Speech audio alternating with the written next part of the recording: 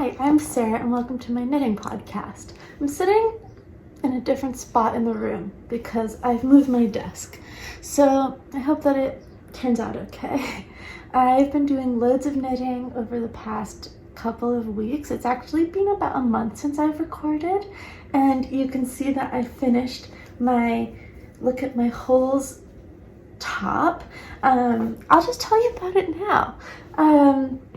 This is a design by James N. Watts. I've been saying James M. Watts, but it's James N. Watts.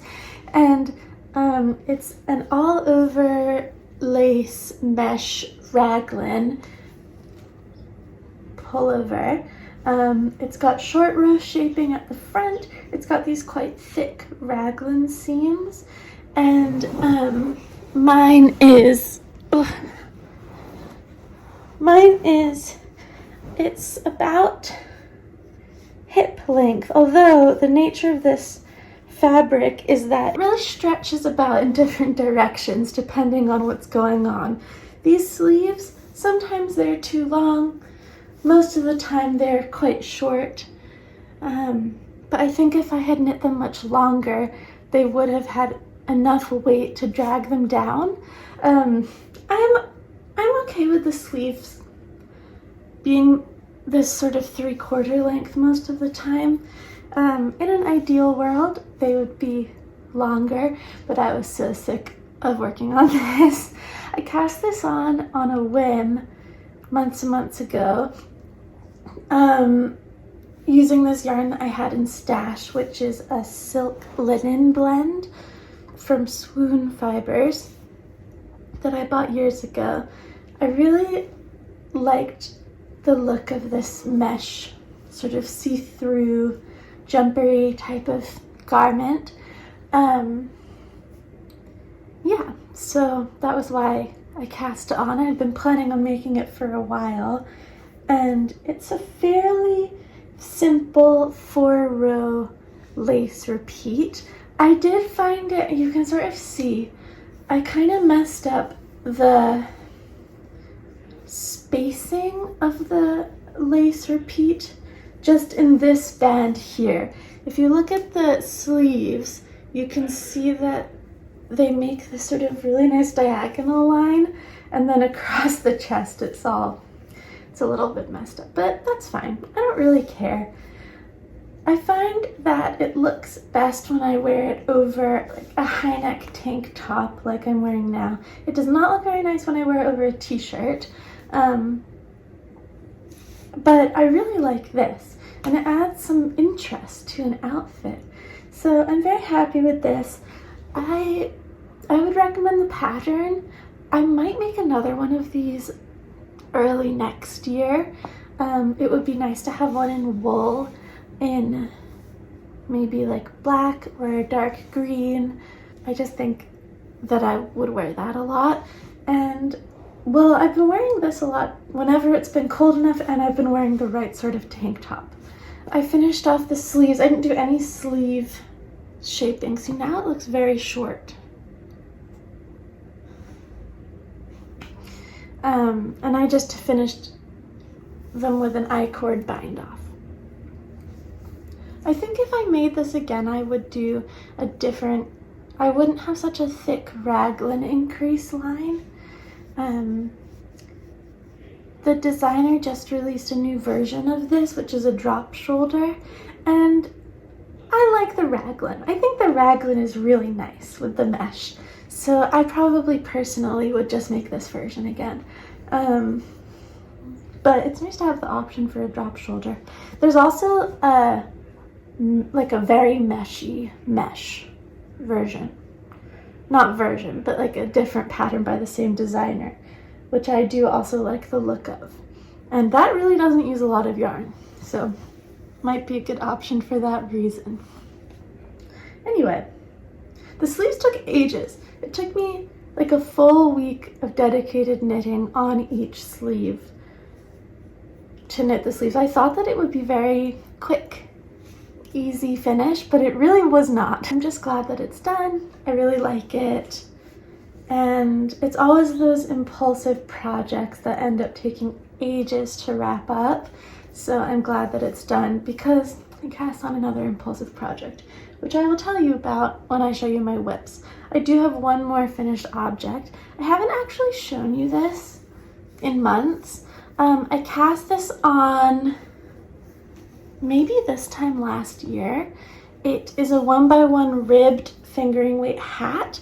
I used 2.25mm needles, and it was going to be a hat for my boyfriend's mom because I made a matching one for her granddaughter, my boyfriend's niece. When I was in Seattle, we went to a yarn store and I bought quite a lot of yarn, and this is the last skein of that yarn. So I thought it would be nice to make a very fine 1x1 rib project. So I did. It took forever to finish. And then I did the Joji Locatelli hat crown shaping, which looks like a little present on top. And I think it's so cute. It's not supposed to be for this gauge of yarn, but you can do it on anything. And I did buy the pattern, and really it's just the crown shaping that you're buying, I guess, and the cast on numbers, but the rest of it is just a 1x1 rib. I used a slipknot cast on. Is there another name for it? It's my favorite ribbed cast on because it's super stretchy. It's very neat. And I think that it looks really nice from every angle. I don't know why it's not more popular. It's a little bit tricky to get my head around to do, but once you get it, it's really, really great. I first learned about it in a sock pattern, and I've been using it since then. The hat's a little small. It hasn't been blocked yet, and it's a superwash merino, so it probably will grow, but I have a very small head, so the fact that it fits me nicely probably means that it would be too small for most people. I don't know what the crown shaping actually looks like on a head, but so because it's a little bit small, I was thinking about actually giving it to Dylan's niece because I think she'll probably have outgrown the last one that I made her. I'm not sure. I haven't decided, but it's really nice to get this off the needles, reclaim my 2.25mm circular sock needles. So now I can do more socks, and I can cast on another little toy because that's the needle that I knit the stuffed animals with. So I was happy to get this done. It was fairly mindless, just a bit of a slog. I do really like the fabric, but I think it'll be a while before I cast on another 1x1 ribbed project at such a small gauge. After I finished the hat, which I took with me when I went away for the weekend to visit a friend in New York, and then the jumper, the mesh jumper, which I knit when I got back from New York, I set my sights to re-tackling my Abstracta pullover, which was it was a pre-knit that I was doing. I fulfilled the requirements for the pre-knit. It's a pattern by Ailbiona Mclochlainn, and it's a colorwork design with 3 colors. It's got these 2x2 pillars broken up by these rows that don't have any colorwork, and I am using this yarn that I was given by my friend Bailey, who grew up on a farm, and it is yarn from her farm. It's beautiful. I don't know, I don't have the third color. I think it's on my desk just behind me. So when I pulled this out of whip purgatory, there was moth action. I am in a constant battle against the moths.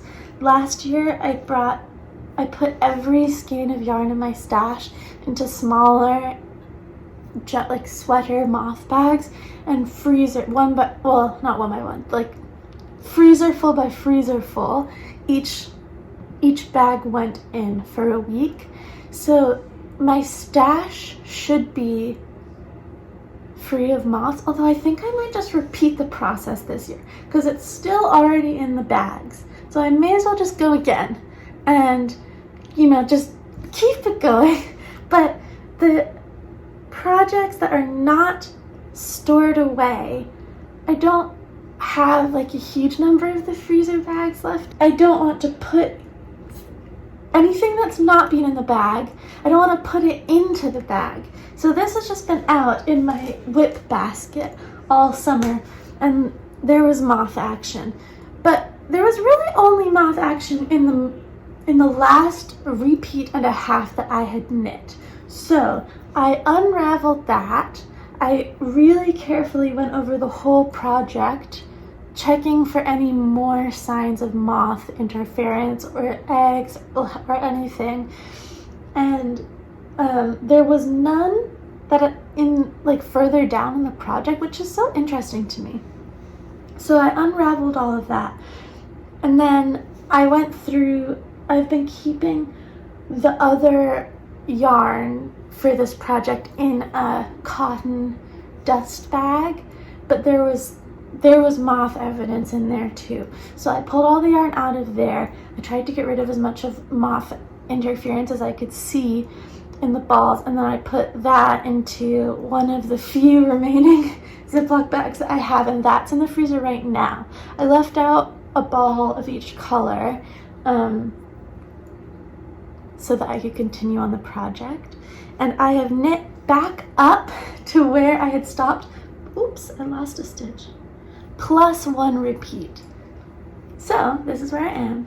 So I was here, I unraveled down to here, and then I knit back up to here because I think I just wanted it to be a bit longer. Right now it's I think it's about 11 and a half or 12 inches from, this is going to be the underarm. So I'm ready to split for the yoke. I'm not going to follow the original pattern, which just has you keep, I think you cast on some steek stitches and then you just knit up and then you cut the sleeve holes and then knit the sleeves. I don't think I want to do that. I've knit a couple of things that have a steek at the armhole recently, and it's a little bit bulkier than I want for this project. Plus, I don't think that this is wide enough to give like a good drop shoulder effect. So I'm going to work the yoke flat. I'm going to do a bit of shaping, and then I'm gonna, in the style of the sort of half dropped shoulder of the Stick Season by Rebecca Clow, or the Crayabea, because I love the fit of that jumper. That's how I'm going to shape the top of this. I'm really excited about it. I think it's gonna be super nice. All of my yarn is thinner than the yarn required by the pattern. And it's just given the most beautiful, light and airy, gorgeous fabric. It's got, the beige is llama, and it has a lot of the guard hairs still in it. So it's a little, it's like that really, really nice, very natural combination of sort of coarseness and softness. I just can't wait to finish it. I think that the ribbing in this natural dark yarn is so, so beautiful. I was thinking about just doing the sleeves a plain color, and I'm still thinking about that, but I'll make a decision when I get there. It's a little bit of effort to figure out how I want to do the front and back yoke. I've done this same fit modification to another jumper, the tessellated pullover by Andrea Mowry, and that worked really well, but it was a really big effort to figure out. So I think that this will be easier than that one to figure out, because the tessellated, there's a lot of rose where you slip stitches, and I think that that was what made it so confusing to figure out the gauge. This is a fairly straightforward gauge. I am getting 18 stitches per 4 inches. But this week I investigated the Firth Pullover, also by Creabea. I just love her patterns. They always fit me really well. And I think that they're great templates to put other patterns onto. I found success doing that. But I don't think that this should be a set-in sleeve. But maybe it should. I don't know. Jury's out. I have made progress on this. I'm ready to start the yoke, and I just need like a little bit of mental space where I can sit down, make a decision, and go for it. But this really flies by. It's so much fun to knit. The yarn's gorgeous, and other than the moth situation, which I think is fine, but when I finish this, I'll give it a really good wash. Maybe also put it in the freezer. It's been really fun to work on, so I'm glad to be back to that. So that's my Abstracta pullover. I have sort of 2 other whips. One of them I haven't cast on, but I've been swatching, and that is my jumper that I'm making for my dad. The reason I haven't cast this on is because my other dad was going to send me measurements for a jumper so I knew what size to knit. And he did, but he picked like the biggest, thickest jumper, and I just don't want, I love that jumper, and the measurements he sent me of it were very helpful, but I don't want the jumper I'm making to fit in the same way that that jumper will fit.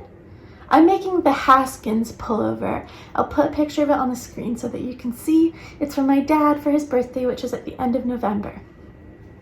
This is some backstory. I have the yarn. It's the John Arbin Yarnadelic, I believe. Worsted weight in the color Black Gold of the Sun, and it's this like really beautiful dark green with all these different colors in it. It's a worsted spun yarn, so it's quite dense, and I'm knitting it at a DK gauge.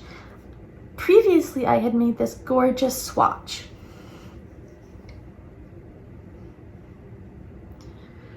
The lighting's a bit weird. I moved my desk, it was over there, and now it's over there. And I don't know, I'm not very good at like the technical parts of making videos. So I'm just sitting sort of backwards on the sofa in front of my window, and I don't know if the lighting is any good, and it's a very cloudy day.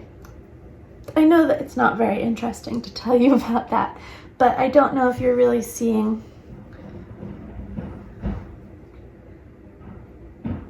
this color. This is the wrong side, but it looks like a gorgeous, very multi-dimensional green. My dad wears quite muted dark colors, and I thought that this would be like a multicolored up close but black from afar yarn, and it's actually multicolored from up close, dark green from afar, and I think that'll be really, really nice. It's very different from what I thought, but equally gorgeous and appropriate. So I made this big, gorgeous swatch, and I tied 5 knots. I did this maybe in June. I tied 5 knots in this string, which indicates to me that I used a US size 5. I don't normally go by the US sizes because it just doesn't make as much sense to me as millimeters. But I'm not very accurate with tying the knots, so I use the US sizes because like 4.5 millimeters would be really hard to denote via knot, because I couldn't really do like a space, if you know what I mean, because they all kind of end up weirdly spaced. 5 knots. US size 5 is a 3.5 millimeter. This is a worsted weight yarn. that I'm already planning on knitting at a DK weight. So I just don't really believe that this is knit on a 3.5 millimeter. And the pattern, I remember that I knit the swatch with the size of needle that the pattern required, which is a 4 millimeter needle. But I also thought that that seemed unlikely. So I was very confused, and I ummed and ahed. I didn't want to make another swatch because I made a big swatch already. So I was quite annoyed about it. Then I was like, just make another swatch. So I did make another swatch. Where is it?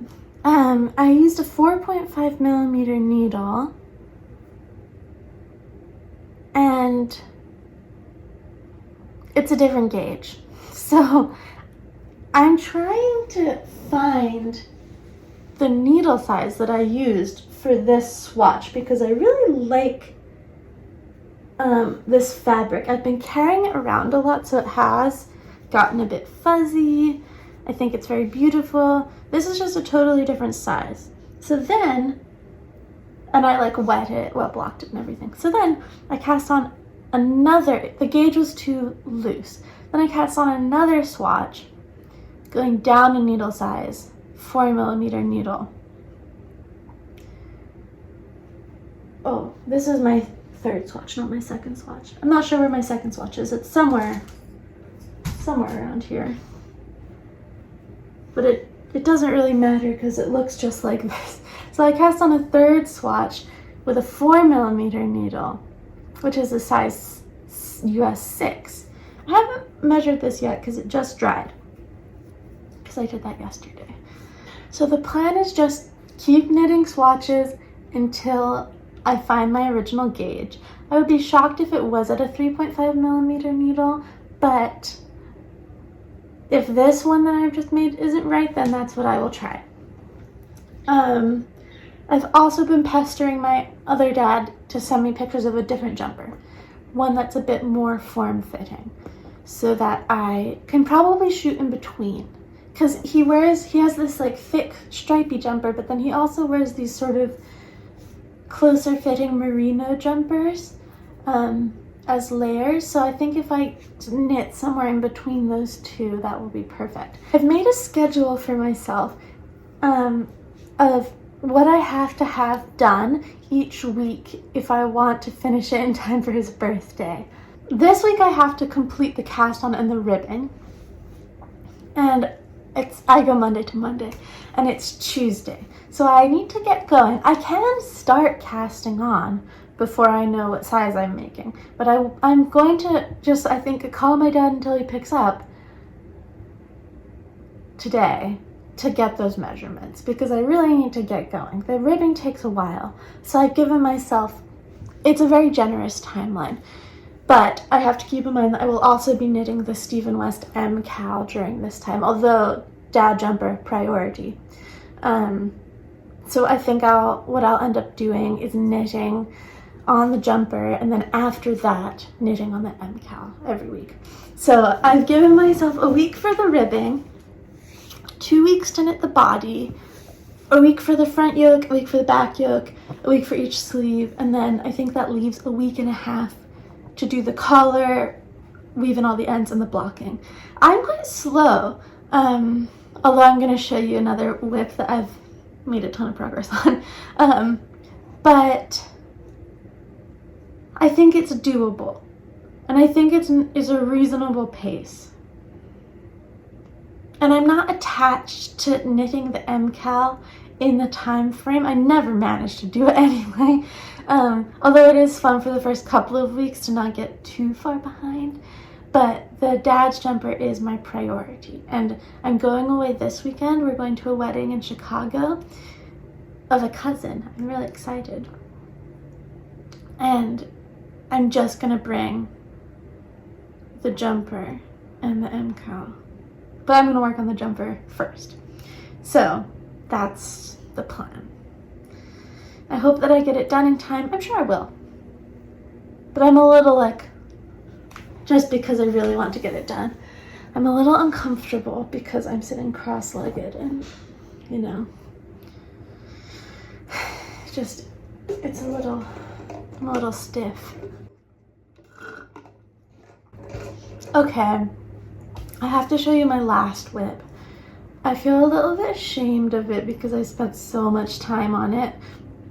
And I'm a little on the fence. I told you in my last video that I had made an impulsive yarn purchase, but that it wasn't there yet. In the past month, this package spent 2.5 weeks traveling America.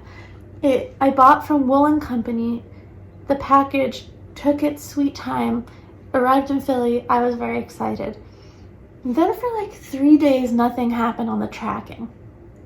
And then in the morning, I looked at the USPS tracking and it was in Colorado, which was very confusing to me. It stayed in Colorado for a couple days, almost a week.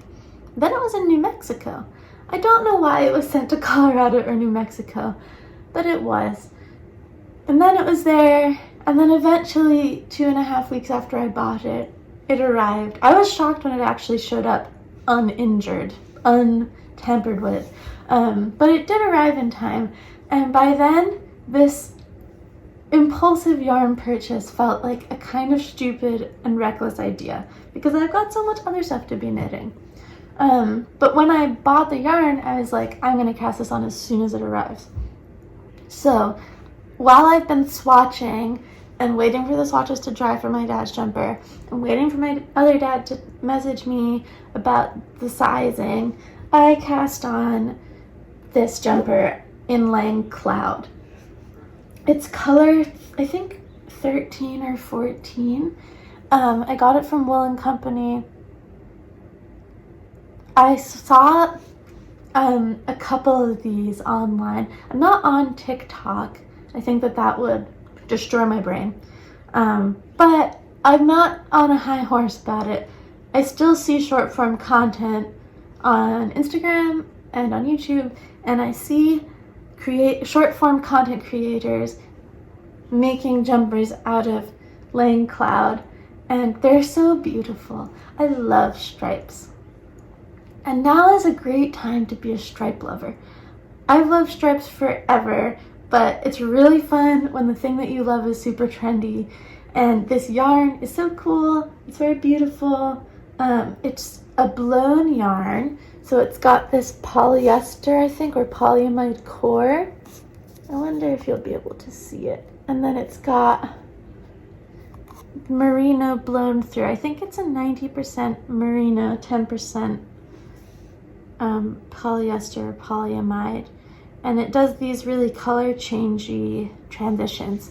It's very difficult to pick a color because there's so many colors in every colorway, but I went onto the Ravelry project search and looked at all of the different projects made from the different colorways. I settled on 13. I'm really excited. I think it's going to be a beautiful autumnal jumper. I'm knitting it flat. I'm making the Great Lakes Pullover by Ozetta.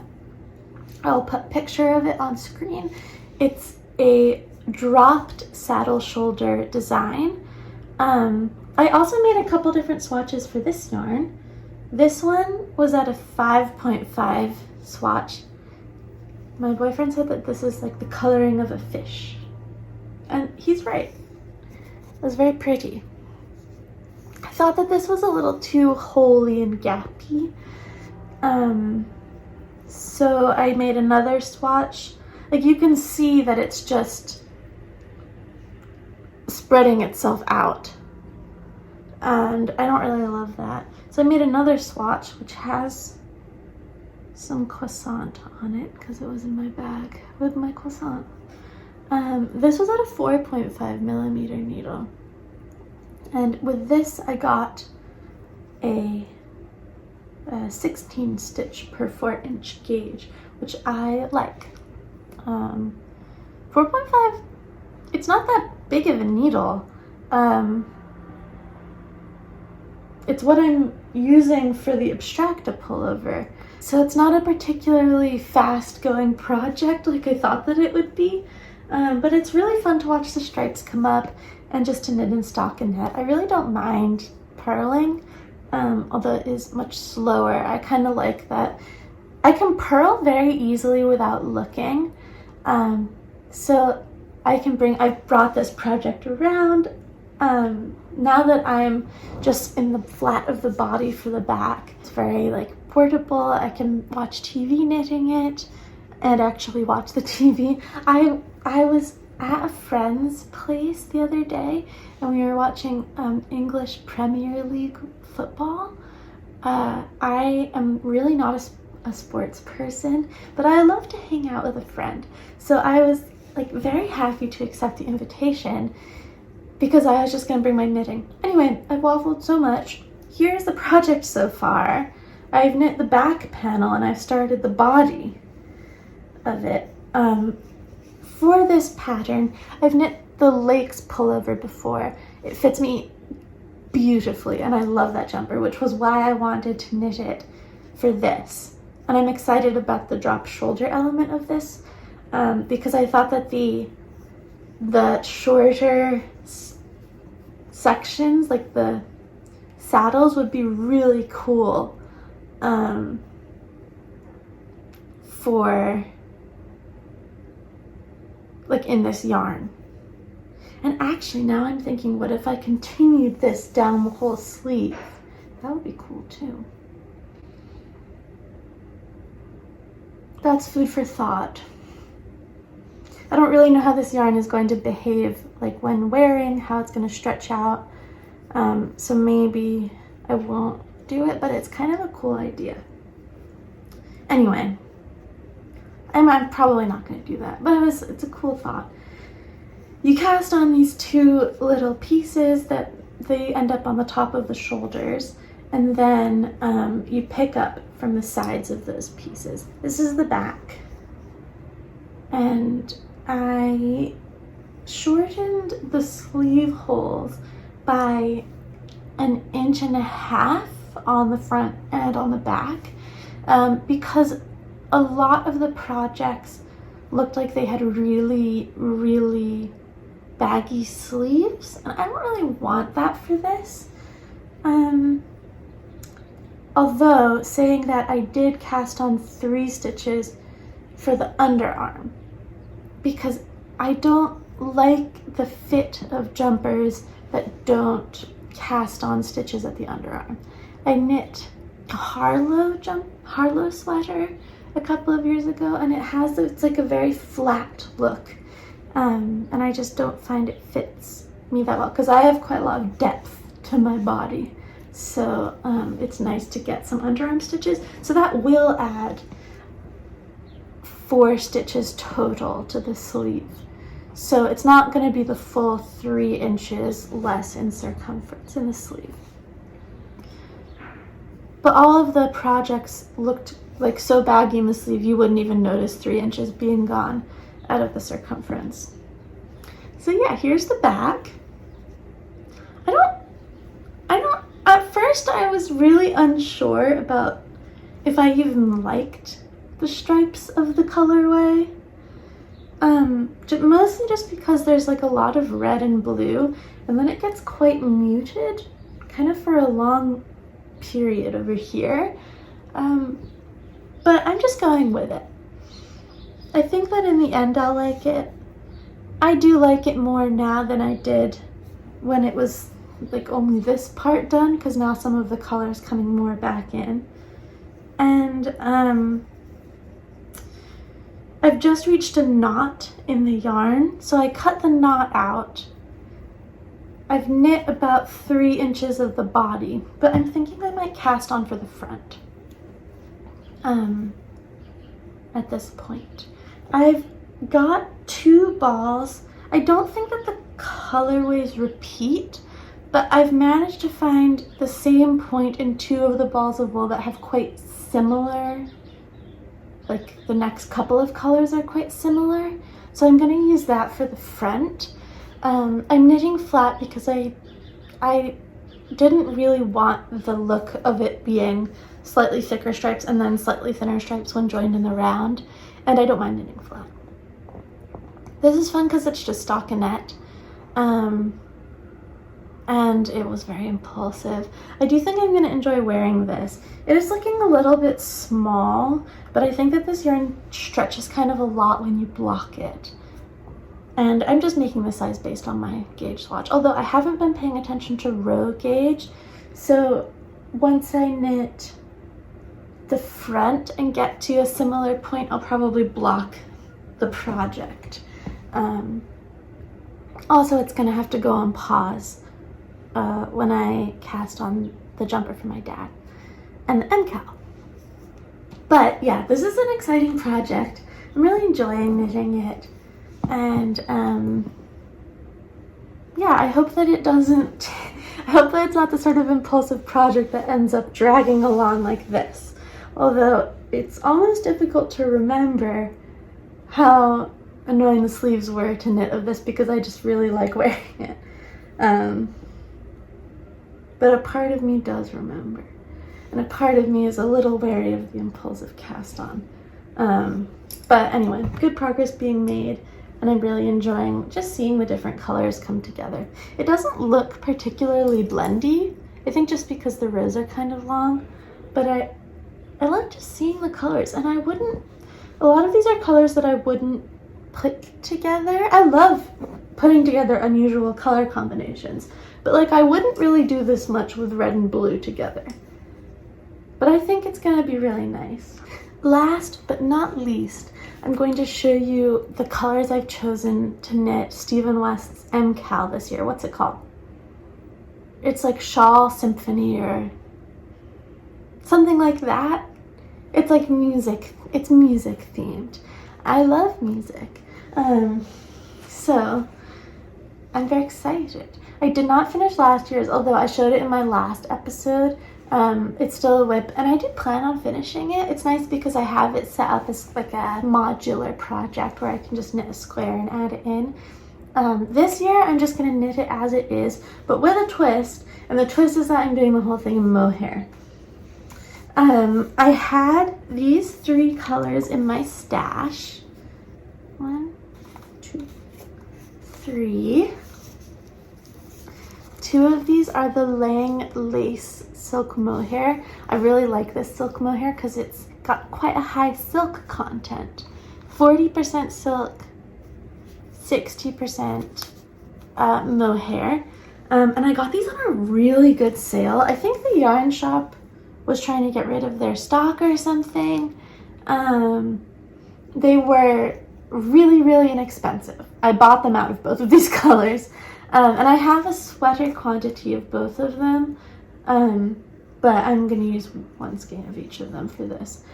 The white is from Neighborhood Fiber Co. It's the color Roland Park, although I bought this years ago.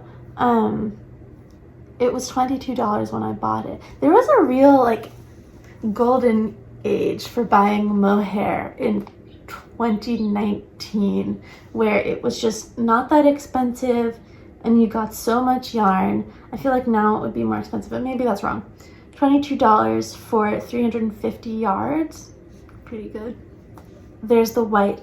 And my goal for this is to match my favorite winter coat, which is a green and brown, like a reddy brown houndstooth. It's actually got 5 colors in it. A white, a light green, a dark green, and then a tan color, and then like a reddish dark brown. It's beautiful. I really love it. The Stephen West shawl only has 4 colors, and I don't own a tan mohair, so I'm gonna leave that color out. I think it will still look really nice with the coat, even if not all the colors are represented. And here's the last color that I bought. My cat loves this color. He's been drawing it all over the house since I bought it. Here's the 4 colors together. I think they're gonna be really nice. I bought this from Loop, which is my local yarn shop. Fergus got to this. It's their in-house brand. The mohair is called Posy, and the color is Fern. And the rest of the tag has been shredded. So I can't give you any more information than that. So those are my 4 colors. I'm really excited. I love doing the MKAL every year. I hope that there's a lot of interplay between the colors.